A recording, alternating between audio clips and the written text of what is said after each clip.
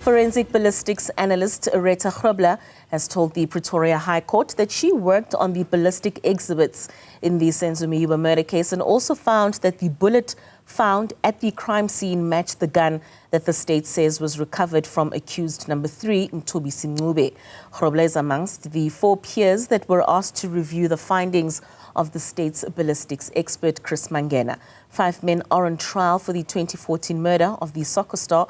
Newzroom Afrika's Mnisi is in Pretoria and joins us now. Linda, a very good afternoon to you and thank you for joining us. Now, as this case seems to be drawing to a close, more evidence is drawing more close towards the gun of Mnisi. What were some of the highlights that came out of today's proceedings? Well, Katako, you'd recall, as you just mentioned in your intro, there were a couple of people that were asked to review the findings of the state's ballistic expert, that is Chris Mangena. And according to Chris Mangena, all of them seem to agree with his findings of a positive match between the bullet that was recovered at the murder scene, as well as the firearm that the state says was recovered from accused number 3, Mnisi. Now, we've heard previously from what is termed the official verifier, who also reviewed Mangena's work and filed an affidavit confirming that this is indeed a match and not an inconclusive finding. So he was on the stand last week, and this week we're hearing from one of those who say they were asked to give an opinion about their findings. This would be a person that wouldn't depose an affidavit after, comparing the exhibits under a microscope.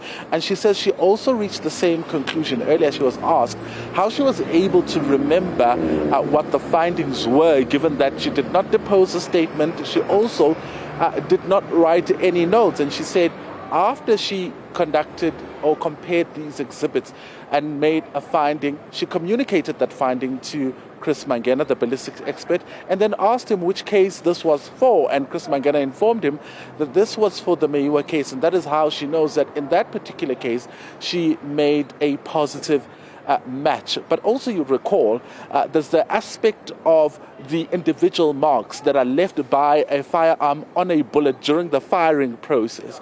And she was also asked about that entire concept. Let's take a listen.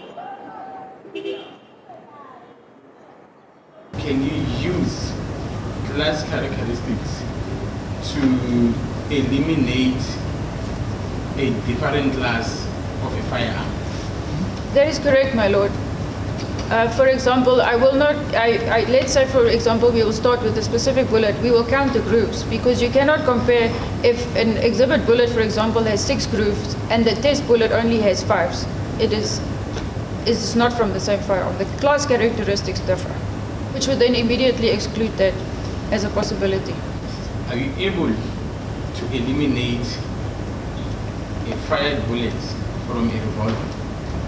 My lord, a revolver tends to have, if I can explain, slip marks, which are created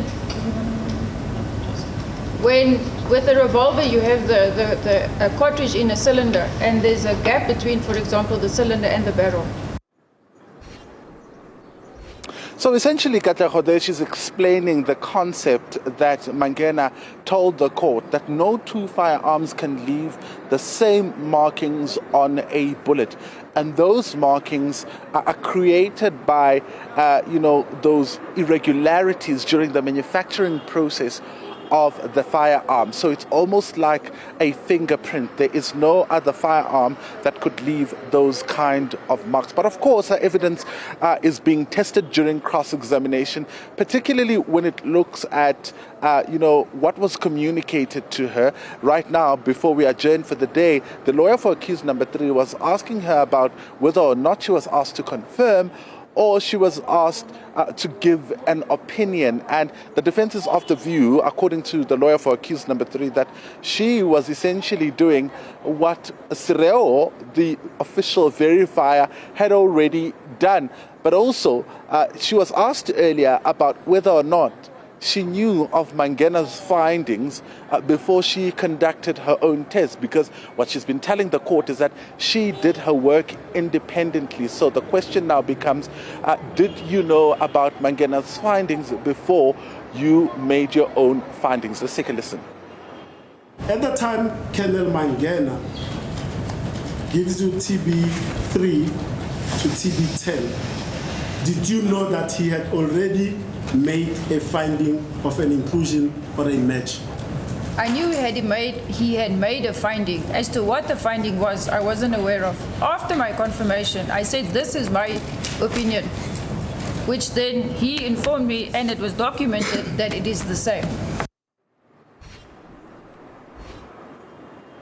All right, so some of the things that they were picked up with Grobler, or Captain Grobler, are issues around irregularities in the process of keeping the exhibit and how it was signed out. You'd recall all of these experts who testified about ballistics were asked about the handling of the firearm and whether proper procedure was followed, but also in the process of deposing all these statements. And she's also explained the process that in those circumstances, the police procedure would have been followed by Mangena. So she's back at Lecho tomorrow to continue with cross-examination under her evidence and her testimony that says that she gave an opinion regarding the findings or regarding the tests that were conducted between the bullet that was recovered from the crime scene and the firearm that was recovered from accused number 3. Also important to note that she looked at the exhibits or the tests that had already been fired